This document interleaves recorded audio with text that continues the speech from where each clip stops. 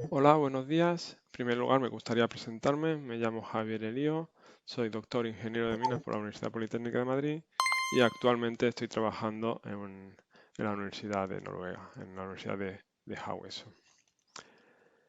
También quisiera agradecer a José Miguel la invitación al Congreso. Es un placer estar aquí y presentar mi trabajo sobre los mapas de radón en los últimos años. Mi idea con esta presentación es que después de que hayamos discutido los conceptos básicos de los mapas de radón, podáis entender para qué se deben de aplicar estos mapas de radón y para lo que no se deben de aplicar. Aquí tenéis mi correo electrónico por si en algún momento necesitáis alguna aclaración, pues me escribís un correo y a gusto lo contestaré. Durante la presentación voy a intentar haceros una pequeña introducción de lo que es el radón y principalmente orientado a lo que son los mapas de radón, por qué hacemos los mapas de radón y las aplicaciones que tienen. Después intentaré daros unos ejemplos de lo que he estado trabajando en los últimos años, principalmente en el mapa de radón de Europa y en los mapas de radón de Irlanda, para que tengamos una visión general de cómo se hacen estos mapas de radón y de las aplicaciones que tienen. Y finalmente terminaré con unas conclusiones de qué son los mapas de radón y principalmente para lo que se deben de aplicar y para lo que no se deben de aplicar. Bueno, estamos aquí. Supongo que más o menos todo el mundo conoce que el radón es un gas radiactivo que se puede acumular en las casas y podemos desarrollar un cáncer de pulmón debido a la exposición a este gas radiactivo. Principalmente cuando yo hablo de radón, bueno, sabemos que hay tres isótopos principales, pero principalmente yo me centro en el gas radón. El gas radón es el que tiene mayor vida, vida media y por lo general es el que se va a acumular más en el interior de las viviendas. Los otros isótopos de radón, que también son radiactivos, normalmente en los casos generales no son un problema para el interior de la vivienda y normalmente no los tenemos en cuenta cuando desarrollamos estos mapas de radón. En casos particulares pueden ser un problema, pero eso es un tema aparte. Bueno, sabemos que el radón es un gas que viene de la cadena de desintegración del uranio y eso es lo que nosotros principalmente lo intentamos gestionar con la geología para producir los mapas de radón. Sabemos que nosotros al inhalar este radón, pues se incrementa el riesgo de desarrollar cáncer de pulmón. Las estimaciones son que por cada 100 becquerelios metro cúbico de concentración que tenemos en el aire, nuestro riesgo incrementa un 16%. Y en los modelos actuales y en los modelos que se suelen seguir haciendo, y es importante también para extrapolar en los mapas de radón, la- el conocimiento nos dice que no hay una concentración mínima con la que estemos seguros, que cualquier concentración de radón en la vivienda incrementa ese riesgo de cáncer de pulmón. Es lo que llamamos un modelo lineal sin threshold. Y hay un efecto también sinérgico entre el radón y el tabaco. Esto lo voy a intentar desarrollar un poquito más tarde para ver, sobre todo discutir nuevas formas y nuevas ideas para desarrollar el mapa de radón y detectar las zonas prioritarias en los planes de actuación. Como ejemplo, vemos aquí el incremento lineal que se produce por el incremento de concentración de gas radón.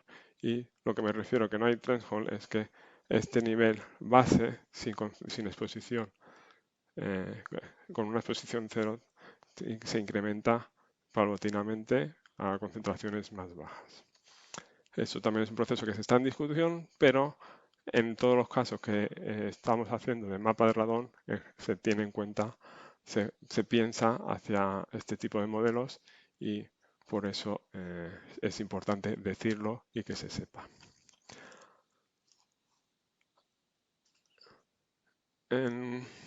Pues bien, una vez hemos tenido una pequeña discusión de, bueno, eso durante el Congreso entiendo que vais a analizar un poquito más eso, o van a explicar un poquito más lo que es el radón, cómo se puede producir el cáncer de pulmón, pero tener esa idea básica, porque es el objetivo de los mapas de radón, es importante. Por eso los he puesto en esta presentación.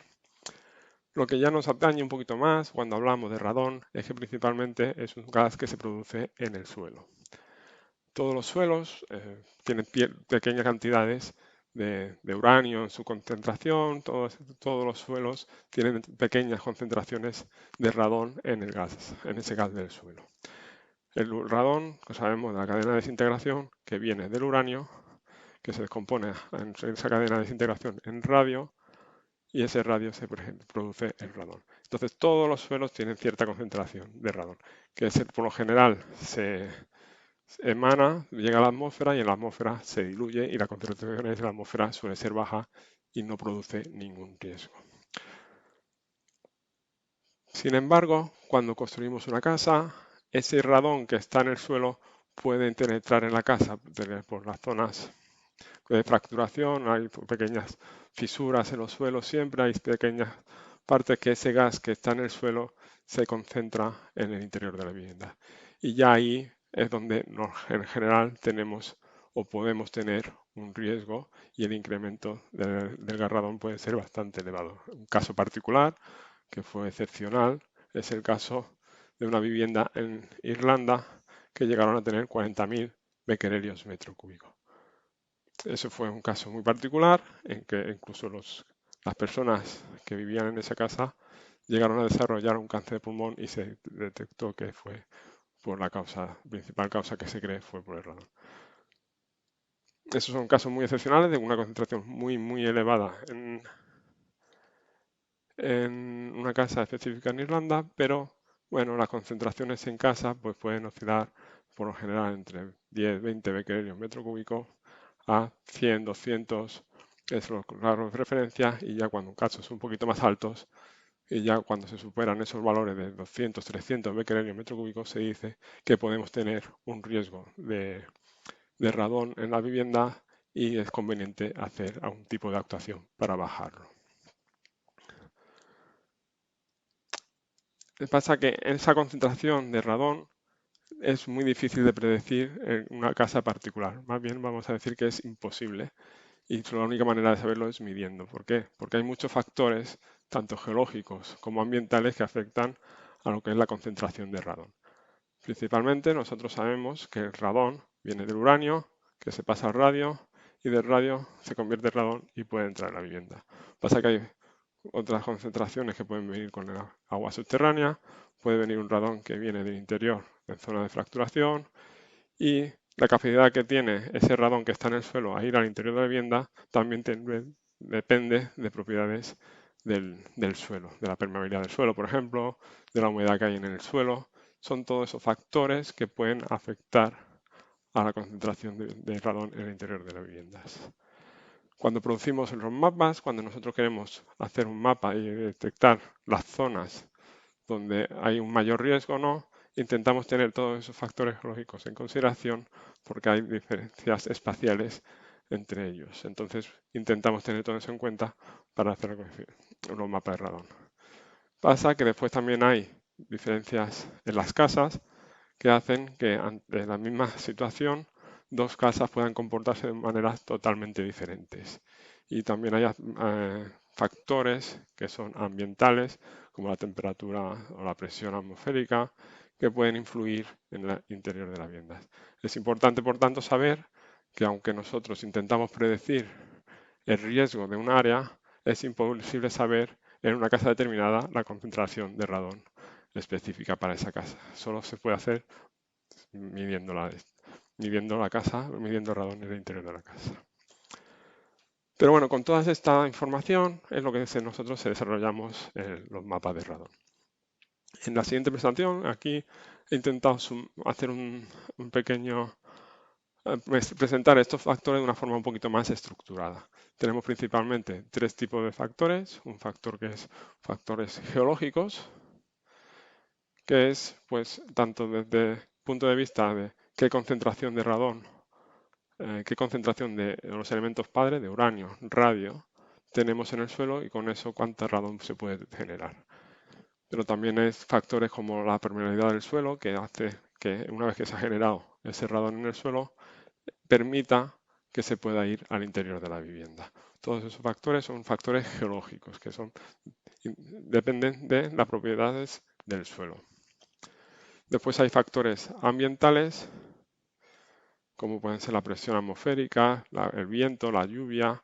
Son factores que hacen que favorezca el transporte del interior de la vivienda al interior de la vivienda por algún efecto de succión, por ejemplo, por cambio de presiones.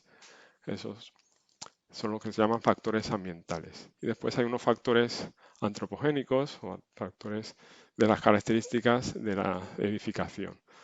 Tanto, pues, cuánta de ventilación hay en la vivienda, tipo de materiales que se han usado, todo esto hace que la concentración de radón pueda también aumentarse debido a esas características específicas de cada vivienda.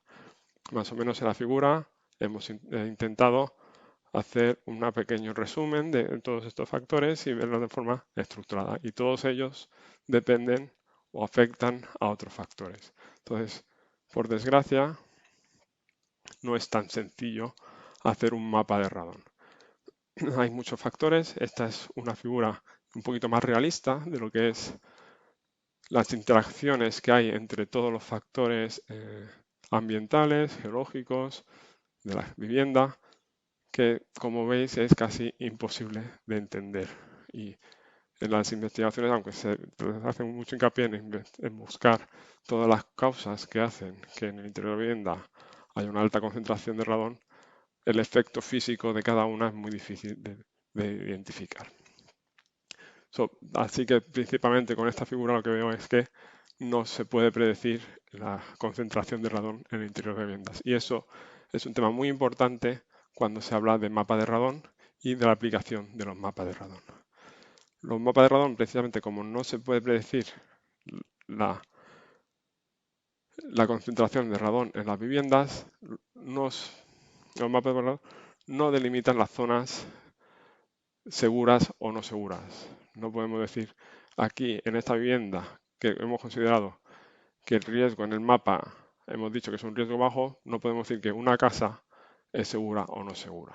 No podemos decir nunca eso y la única manera de saber si una casa tiene problemas con el radón o no es midiéndolo. O sea, es muy importante esta frase porque hay mucha desinformación o muchas personas que sin querer usan los mapas de forma errónea pensando que como la zona es caracterizada como baja en radón, su casa es segura.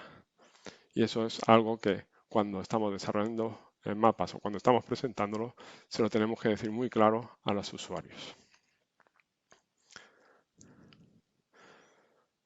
Pero si los mapas no sirven para detectar si en una casa particular hay un problema, entonces ¿para qué se hacen? Bueno, pues en los planes contra el radón, que el objetivo es definir las estrategias para reducir la exposición al radón, lo que tenemos que saber es cómo estamos, qué situación tenemos. Pues para eso los mapas de radón son la herramienta imprescindible. Si no sabemos en qué situación nos encontramos, no sabemos cuáles concentraciones podríamos tener o cuánta gente está expuesta o podría estar expuesta a radón, no podemos desarrollar ninguna estrategia para reducir la exposición al radón. Entonces, mi objetivo en los planes de actuación es reducir la exposición para reducir a largo plazo el número de cáncer de pulmón. Esto, si no sabemos en qué situación estamos, es imposible. Así que los mapas de radón es la herramienta imprescindible para desarrollar estos planes de contra el radón.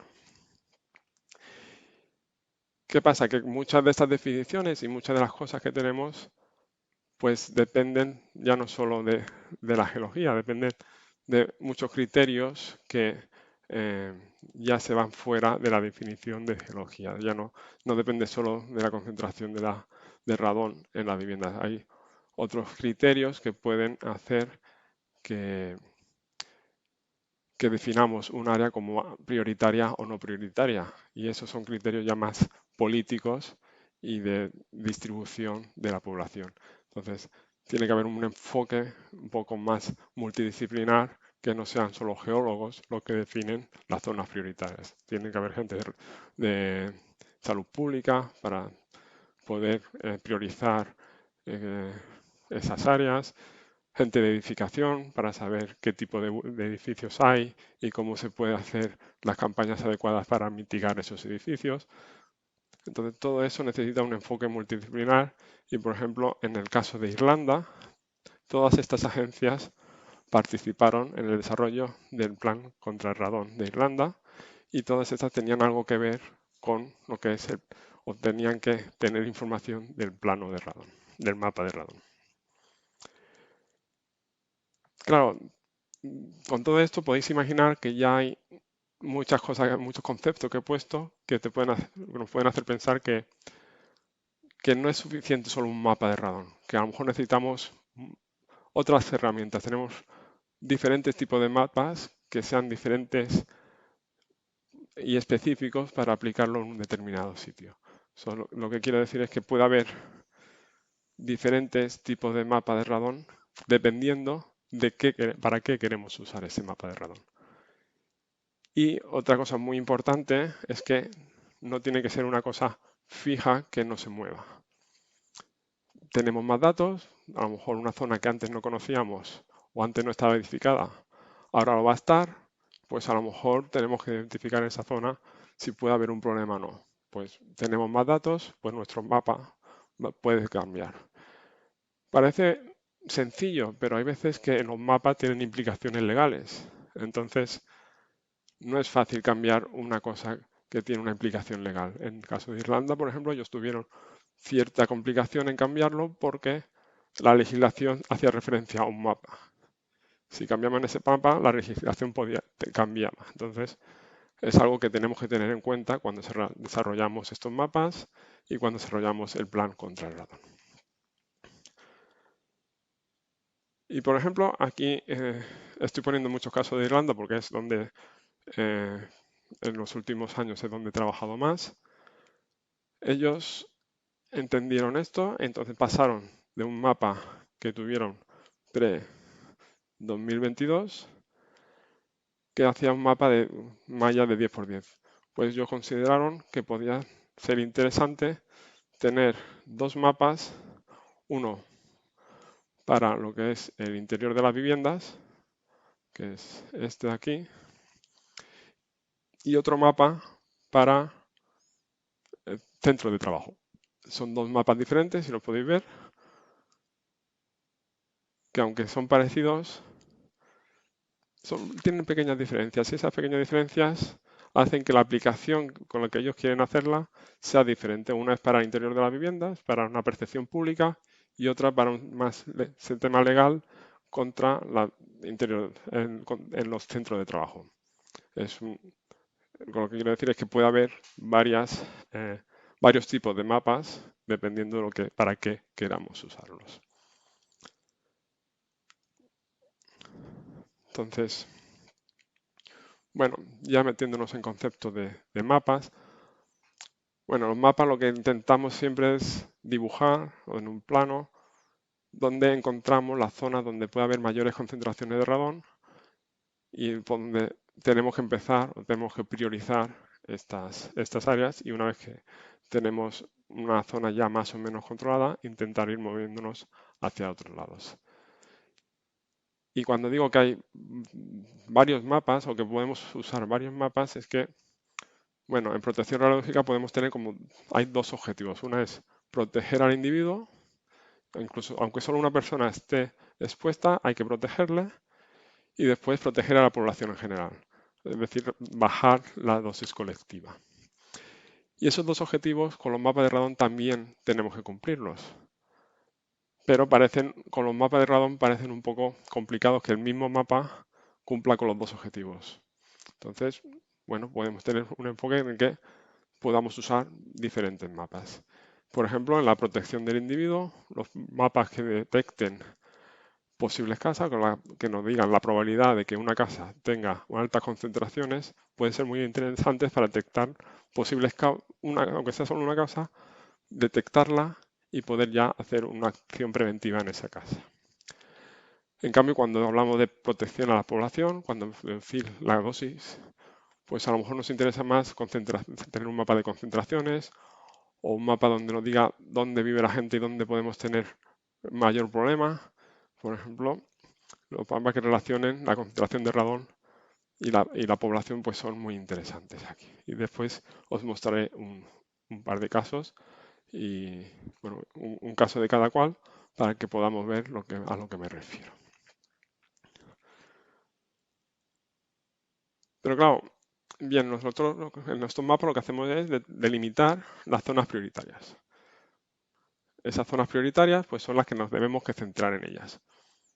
Pero vimos que no hay una concentración mínima, no hay una concentración mínima en la que podamos decir, a partir de esta concentración, eh, tu casa o no hay un problema, entonces no tienes que hacer nada, ¿no? En eso no hay una concentración mínima. Entonces lo que tenemos que es ir empezando poco a poco en las zonas prioritarias, pero poco a poco también tenemos que ir a las zonas donde eh, no prioritarias. O sea, una vez tenemos que ir moviéndonos a esas zonas donde la concentración esperada puede ser menor, pero poco a poco tenemos que ampliar nuestro plan de acción a todo el país. Y claro, no hay una definición clara de lo que es una zona prioritaria. No podemos decir, eh, como no hay ese nivel y no hay una definición física que digamos, a partir de aquí o todo lo que sea menor que esto es no prioritario. No es una definición al final más política y una decisión más socioeconómica de lo que es prioritaria o no.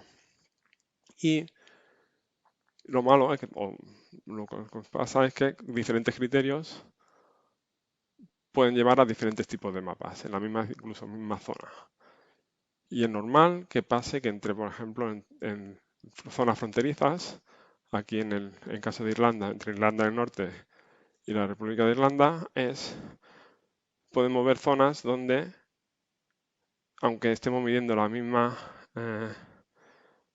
cantidad, le estamos midiendo la probabilidad de que de que una casa tenga una concentración mayor de 200 becquerel metro cúbico, porque hemos usado dos diferentes modelos, nos salen unas cosas diferentes. Aquí, por ejemplo, en una zona parece que es un riesgo un poquito bajo o moderado, en cambio pasa la frontera y el riesgo es alto o muy alto.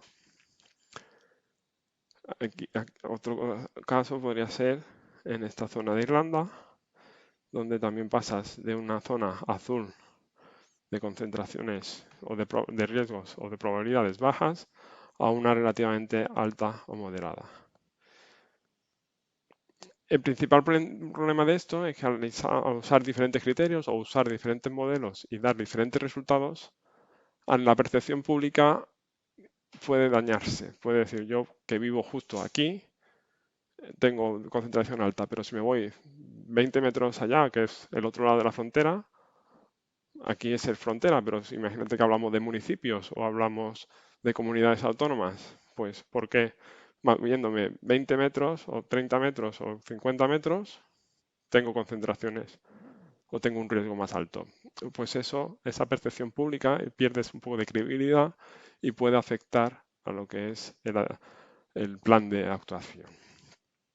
Al final tenemos que intentar que la gente ya no solo mida en su casa, sino que vea si tiene un problema y una vez que ha tenido el problema, intentar solucionarlo. Si perdemos credibilidad o tenemos esa falta de comunicación, es un problema para todos.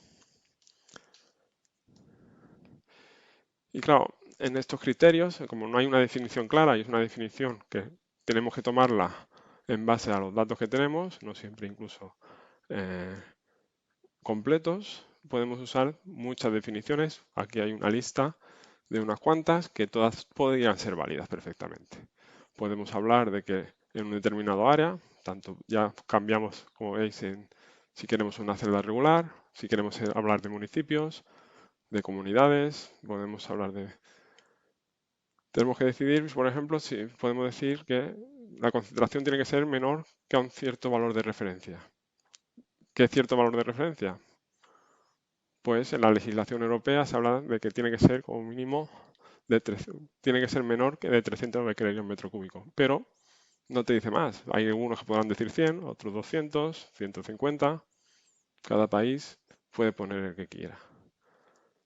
Podemos hablar en vez de eso, por ejemplo, de probabilidad.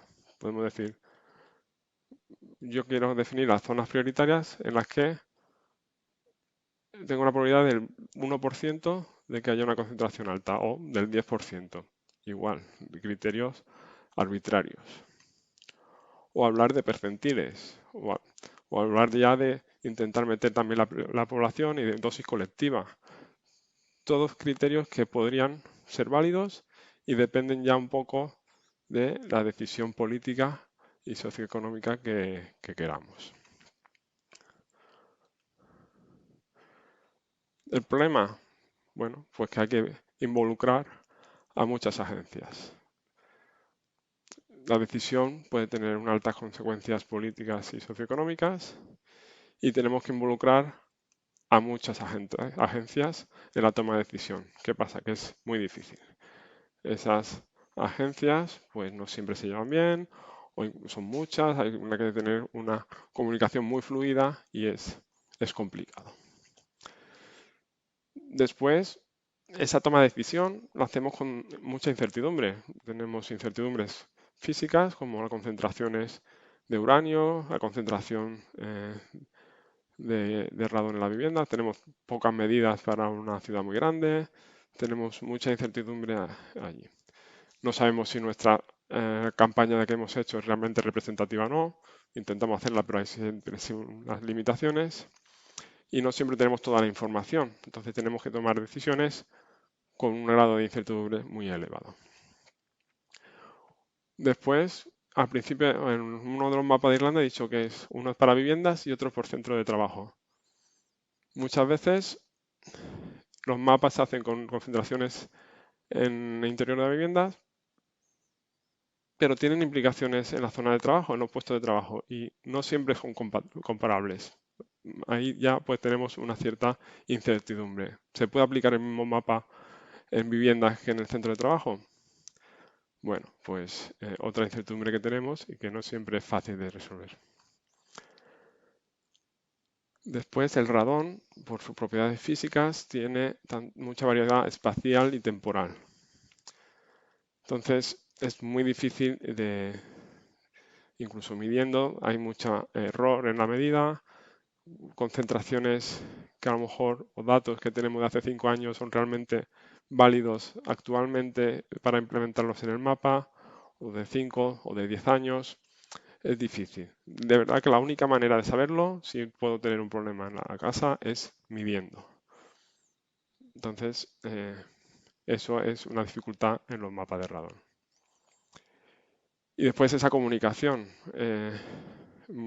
Son muy visuales los mapas de radón, en el que te dicen, o se pone en rojo las zonas prioritarias, en amarillo las zonas no prioritarias, o se ponen diferentes niveles, pero no delimitan entre una zona segura y no segura. Y en cambio la gente puede ver, pues yo vivo en una zona verde, yo no tengo problema, no tengo por qué hacer nada en casa, cuando no es así. Entonces, los mapas no sirven para evaluar el riesgo en una casa, no lo sirven, pero en cambio la gente, como lo ve muy visual, va a su dirección, lo tiene en internet, pone su dirección, vivo en una zona no prioritaria, no tengo un problema. Puedo seguir con mi vida normal porque no lo sé. Porque como vivo en una zona no tengo concentración y eso no lo sabemos. La única manera de saberlo es midiendo y una vez que has medido podemos hacer la actuación. Los mapas son un poco una herramienta para saber la situación, pero no para saber una casa. Bueno, eso es una pequeña introducción. Voy a ver unos casos de lo que se hace en Europa y después en Irlanda. Es lo que hice. Yo hice un postdoc en el Trinity College Dublin y un poco para el mapa de radón en Irlanda. Y con eso he estado trabajando y por eso siempre hablo un poquito más del mapa de radón en Irlanda y ahora voy a poner los ejemplos. A escala europea, eh, el Joint Research Center colecta datos y ha publicado el Atlas de Radiación Natural, que está en la página web, lo podéis descargar si estáis interesados, que no solo habla de radón, habla de otros componentes naturales, como uranio, torio, potasio, pues todo eso lo podéis bajar en esta casa, en esta web, en esta página web. En concreto, yo he estado trabajando con el mapa de radón. El mapa de radón, ellos lo que han hecho de cada país miembro, toma un resumen, o sea, coge todos esos datos, eh, los agrega por celdas de 10 por 10 kilómetros y manda pues, la concentración media, la desviación, el número de medidas que tienen en cada celda para bueno, representarlos. Aquí tienen, por ejemplo, en el mapa de la izquierda, este es el número de medidas por la celda de 10 kilómetros y aquí la concentración media en esas celdas. Con este mapa, con estos datos, yo lo que hice es predecir un valor a escala europea de lo que podríamos tener en una concentración de gas radón. Si estáis más interesados en la metodología y en cómo hice esto, podéis ver el artículo en esta revista, es de libre acceso, si queréis podéis descargarlo. Y lo que conseguí es que, bueno, haciendo un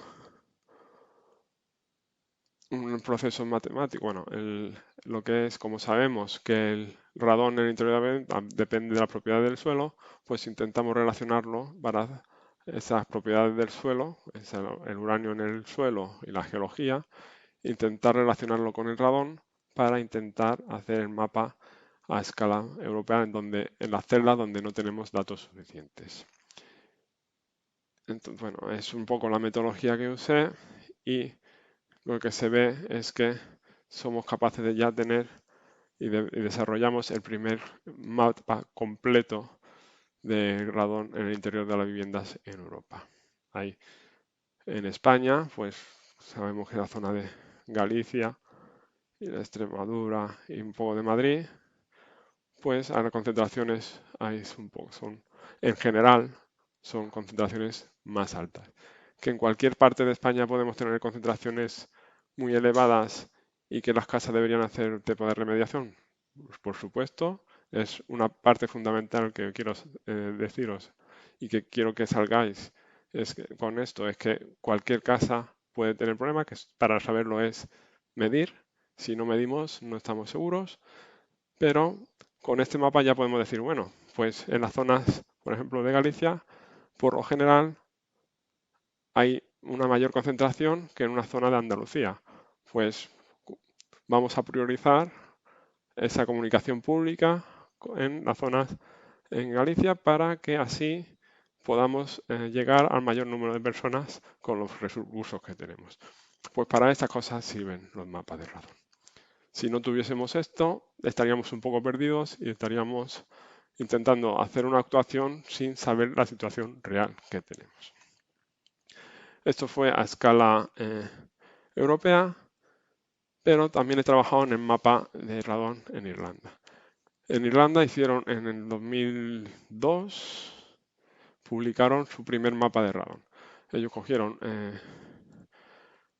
concentraciones, lo dividieron Irlanda en una malla de 10 por 10 kilómetros y con datos de radón en el interior de las viviendas en esas mallas, en esa celda, estimaron el riesgo o la probabilidad de que superase los 200 becquerelios metro cúbico. Y con eso fueron capaces de hacer el mapa de radón.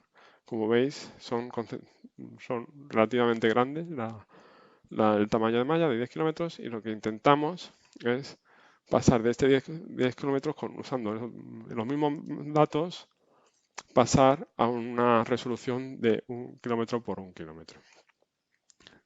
Lo que hice en este caso es aplicar una regresión logística, un proceso matemático en el que linkábamos ya no solo, solo usábamos el radón en el interior de la vivienda, sino que intentábamos meter información geológica para predecir esa probabilidad. En el artículo, si queréis, podéis ir al artículo y leer un poquito más de la metodología, pero la idea es que no solo usar ya concentraciones en el interior de la vivienda, sino ser capaz de usar variables geológicas. Como sabemos que el principal fuente de radón en el interior de la vivienda es la geología, es el suelo, pues usando esa información geológica podemos intentar incrementar la resolución de los mapas. De hecho, bueno, fuimos con esta metodología, aprendimos o se ve que en el caso de Irlanda, por ejemplo, y suele ser en general en otros países pasa lo mismo, es que los suelos más permeables, la concentración de radón en el interior de la vivienda era mayor. Es lógico porque esa permeabilidad hace que el transporte del gas en el suelo sea más fácil, entonces es más fácil de que ese gas que se produce en el suelo llegue al interior de las viviendas.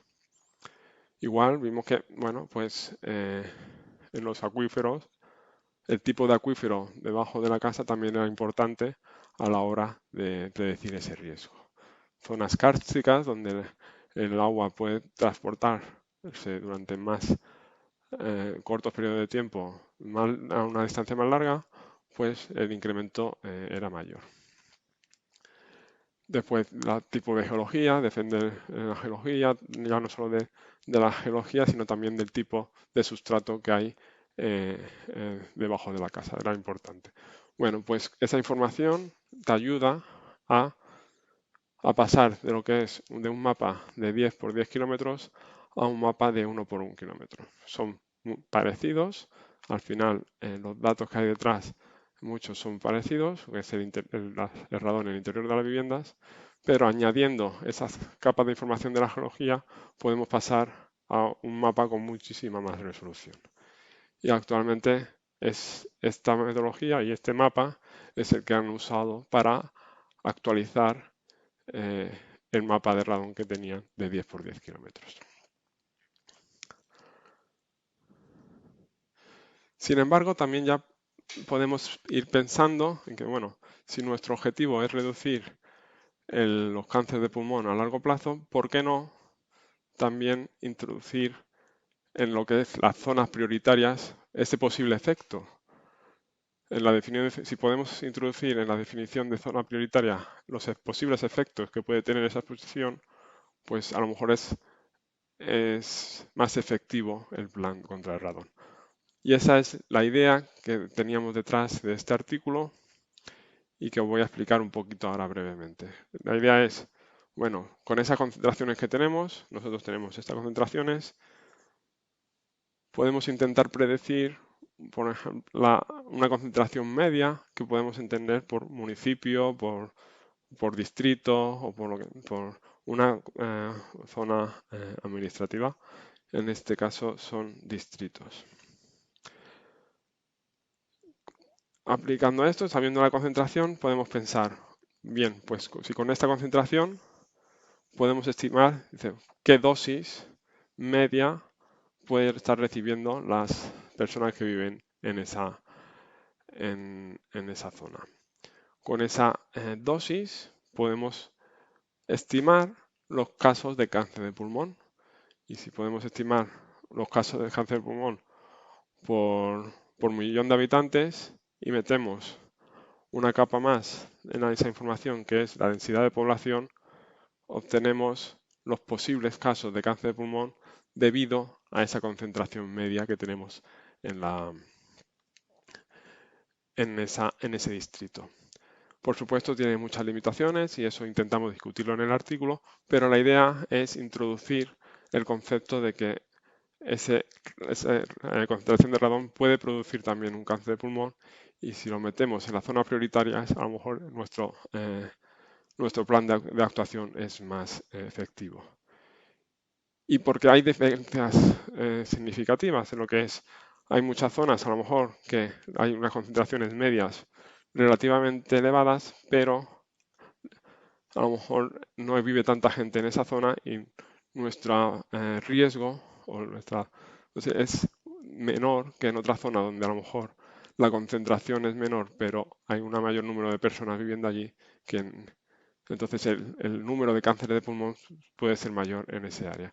Esa es la idea que hay detrás de esta investigación y por eso es importante pensar que podemos usar este mapa también para orientarlo mejor a lo que es la dosis colectiva y reducir el riesgo colectivo de lo que es la exposición al radón.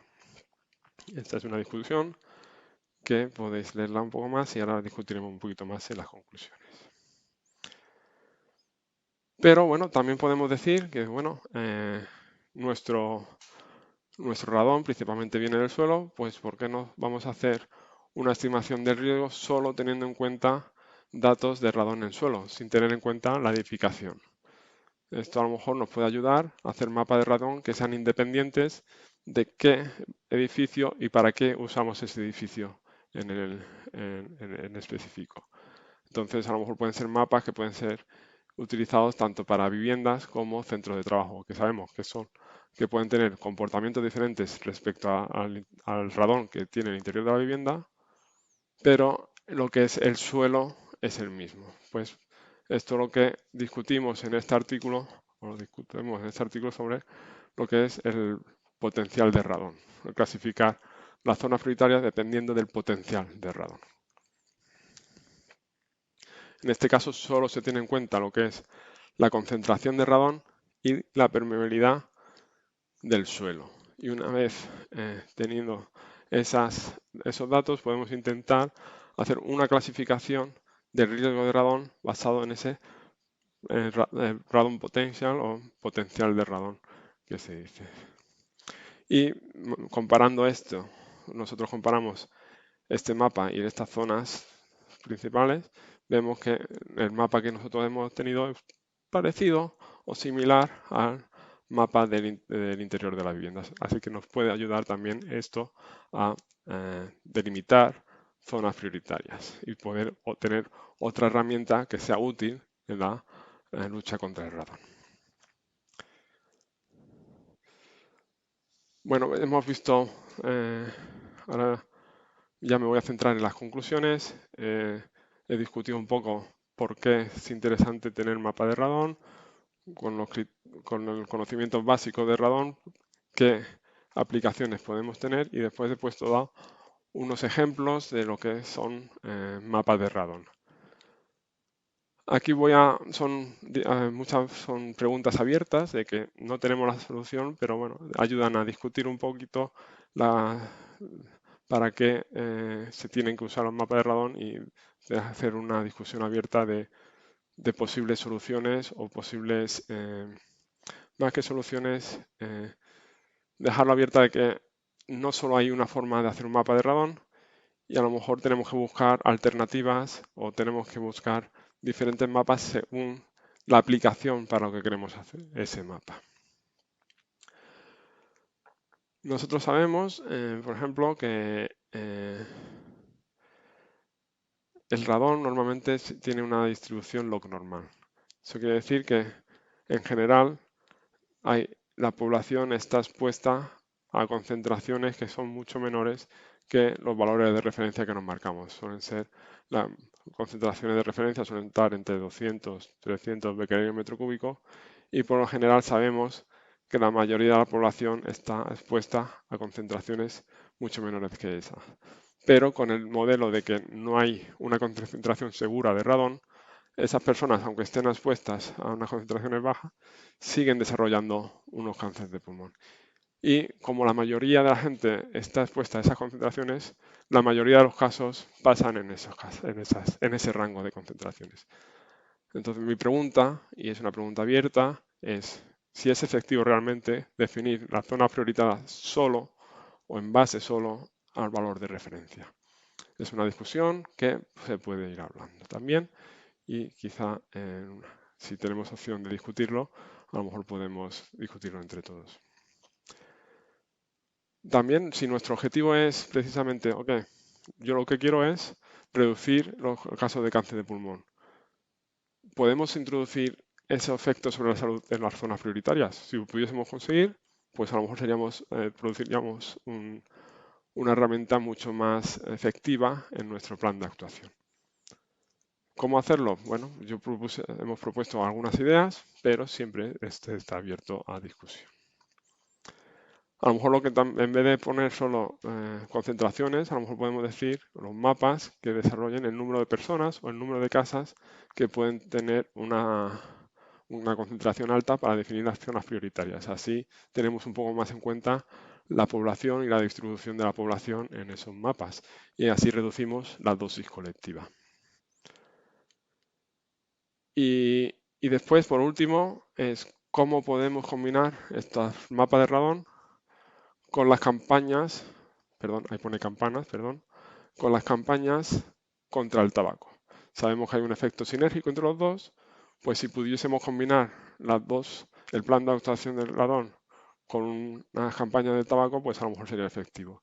Y si sabemos que si hay variación espacial del radón y hay variación espacial en el consumo de tabaco, pues a lo mejor podemos combinarlos y tener un plan de actuación que sea más efectivo para esa lucha a largo plazo de reducir los efectos sobre la salud. Durante la presentación ya he hablado principalmente de 4 tipos, aquí voy a resumirlos un poquito y así nos vamos con la idea de que hay diferentes tipos de mapas y a lo mejor podemos usar diferentes mapas según nuestra herramienta. Por ejemplo, podemos tener mapas de probabilidad en los que se divide la zona según esa probabilidad de que la concentración en el interior de la vivienda sea mayor a un cierto nivel de referencia, por ejemplo 200 becquerel metro cúbico. En nuestra opinión, esta es muy interesante para saber y detectar individuos o detectar casas donde la concentración puede ser alta y de entonces podemos hacer un tipo de remediación. Por otro lado, tenemos mapas geogénicos o mapas que solo tienen en cuenta la concentración de radón y características del suelo. Estos mapas son independientes de los factores antropogénicos, como es el tipo de vivienda.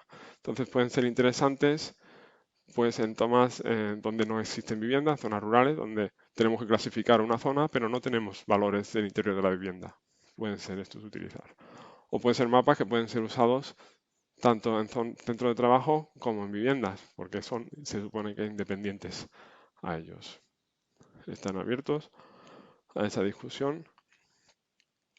Podemos tener mapas de concentración media que nos ayuden a estimar esa dosis que recibimos debido al gas radón y así poder saber con respecto con otros elementos radiactivos pues la dosis o la radiación que recibimos de diferentes fuentes. Y estos son importantes para estudios epidemiológicos, para tener la concentración, poder estimar el riesgo de cáncer de pulmón, pues son mapas imprescindibles pues para temas de epidemiológicos y esto. Y bueno, el radón siempre se relaciona con cáncer de pulmón, pero también se está investigando la relación con otros cánceres, como el de piel, estómago. Bueno, este tipo de mapas ayudan a hacer hipótesis sobre esos valores. O podemos ir hacia hacer un mapa de los efectos sobre la salud, como el cáncer de pulmón, y a lo mejor estos mapas son más efectivos para una comunicación pública. Es decir, es que en esta zona, debido al radón, se pueden producir tantos casos de cáncer de pulmón. Pues es interesante saberlo. Y así también podemos saber más o menos si nuestro plan de actuación está teniendo efectos o no sobre la salud. Muchas gracias por todo. Esto más o menos es lo que quería contaros. Estoy siempre abierto a discusiones, así que aquí tenéis mi contacto. Y muchas gracias por vuestra atención y espero que en las charlas y en las mesas redondas se puedan discutir alguna de estas preguntas o cuestiones abiertas que he dejado en la presentación.